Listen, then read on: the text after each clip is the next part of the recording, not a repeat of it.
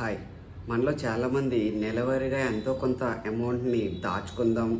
ఆ దాచుకున్న అమౌంట్ని ఒక వస్తువు కొనుక్కోవడానికి కానీ ఆర్ బంగారం కొనుక్కోవడానికి కానీ వాడుకుందాం అని చెప్పి అనుకుంటూ ఉంటారు. అయితే ఈ దాచుకోవడం అనేది వాళ్ళు చాలామంది వాళ్ళ ఇంట్లోనే దాచుకుంటారు. సో అలా ఇంట్లో దాచుకున్న అమౌంట్ కంటే ఒక బెటర్ ఆప్షన్ అనేది మీకు ఉంది. అదే బ్యాంక్లో వేసే రికరింగ్ డిపాజిట్. ఈ బ్యాంక్లో వేసే రికరింగ్ డిపాజిట్ వల్ల ఏమవుతుందంటే మీకు ఒక డిసిప్లిన్ అనేది వస్తుంది.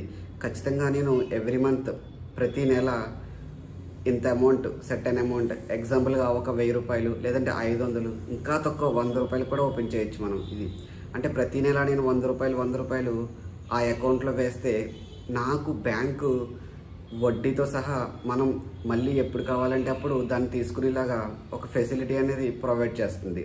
దాని పేరే రికరింగ్ డిపాజిట్. రికరింగ్ డిపాజిట్ ఎవరు ఓపెన్ చేయొచ్చు అంటే బ్యాంక్లో సేవింగ్స్ అకౌంట్ ఉన్న ఎవరైనా సరే రికరింగ్ డిపాజిట్ అకౌంట్ కూడా ఓపెన్ చేసుకోవచ్చు. దీనికోసం మీరు బ్యాంక్ వెళ్ళి బ్యాంక్ వాళ్ళ దగ్గర రికరింగ్ డిపాజిట్ ఓపెన్ చేయాలనుకుంటున్నాను, ఫామ్ ఇవ్వండి అంటే వాళ్ళు ఫామ్ ఇస్తారు. మీరు ఫామ్ ఫిల్ చేసి వాళ్ళకి ఇచ్చిన తర్వాత ఒక అకౌంట్, దీనికి కూడా మీకు ఒక స్పెసిఫిక్ అకౌంట్ నెంబర్ అనేది సెపరేట్గా వస్తుంది. ఆ అకౌంట్ నెంబర్లో మీరు ఎవ్రీ మంత్ మీరు అనుకున్న అమౌంట్, నేను లీస్ట్ టు లీస్ట్ చెప్తున్నా, 100 రూపాయలు. ఈ 100 రూపాయలు అనేది స్టూడెంట్స్ అన్నా ఓపెన్ చేసుకుని వాళ్ళు నెలవారీగా అంటే ఎవ్రీ మంత్ వాళ్ళు సేవ్ చేసుకోవచ్చు.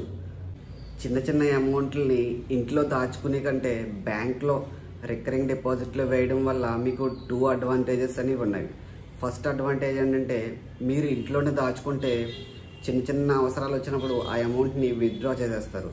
నేను ఇక్కడ రికరింగ్ డిపాజిట్ మీరు స్టార్టింగ్లో వేస్తున్నప్పుడే ఒక గోల్ అనేది పెట్టుకోండి.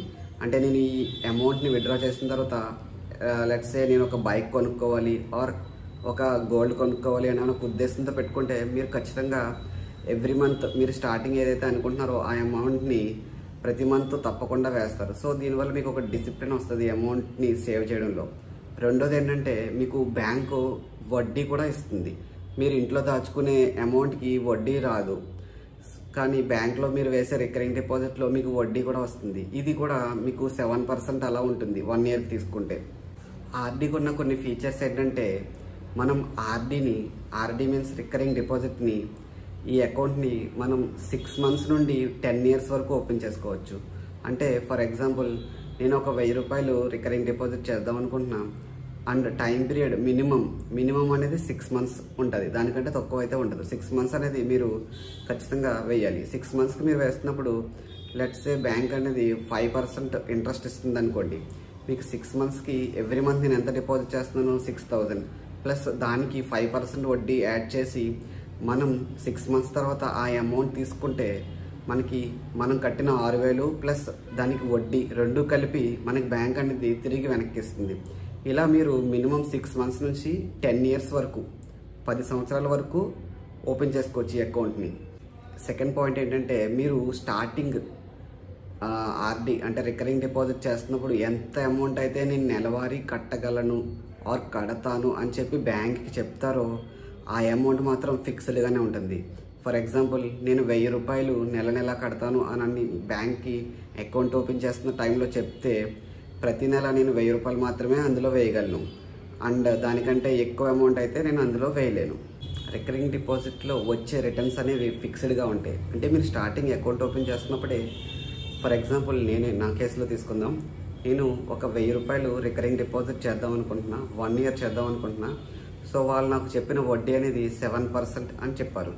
సో నేను ఎవ్రీ మంత్ 1000 టోటల్గా 12,000 అనేది క్రెడిట్ చేశాను.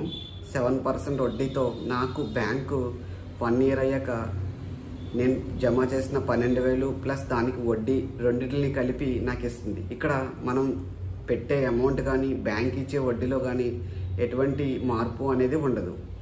సో ఇవి ఖచ్చితంగా గ్యారంటీడ్ ఉంటాయి. సో మనకి ఇవి ఖచ్చితంగా వస్తాయా లేదా అనే వర్రీ అనేది మీకు అసలు అవసరమే లేదు. సో ఇది రికరింగ్ డిపాజిట్ గురించి. దీని గురించి తెలుసుకున్న తర్వాత మీరు కూడా సేవింగ్స్ని స్టార్ట్ చేయాలి అంటే మీరు ఎవ్రీ మంత్ ఎంతో కొంత నేను దాయాలి అని అనుకుంటే ఇప్పుడే మీ దగ్గరలో ఉన్న బ్యాంక్ వెళ్ళి రికరింగ్ డిపాజిట్ అకౌంట్ అనేది ఓపెన్ చేయండి.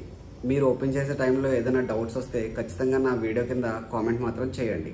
నేను నా నెక్స్ట్ వీడియోలో సుకన్య సమృద్ధి యోజన అనే ఒక స్కీమ్ గురించి చెప్తాను. అది బిలో 10 ఇయర్స్ ఉండే ఆడపిల్లలకి చాలా మంచి స్కీమ్. మీ ఇంట్లో కానీ 10 ఇయర్స్ కంటే బిలో ఆడపిల్లలు ఉంటే ఖచ్చితంగా ఆ వీడియో చూడండి. వాళ్ళ ఫ్యూచర్ కోసం గవర్నమెంట్ ఆఫ్ ఇండియా ప్రవేశపెట్టిన ఒక స్కీమ్ గురించి నేను అందులో ఎవ్రీ పాయింట్ అనేది ఎక్స్ప్లెయిన్ చేస్తాను. సో నేను చెప్పింది మీకు అర్థమైందని అనుకుంటున్నా. ఈ వీడియో మీకు నచ్చితే ఖచ్చితంగా నా ఛానల్ సబ్స్క్రైబ్ చేసుకోండి. నో యువర్ బ్యాంక్, మీ బ్యాంక్ గురించి మీరు తెలుసుకోండి. జై హింద్.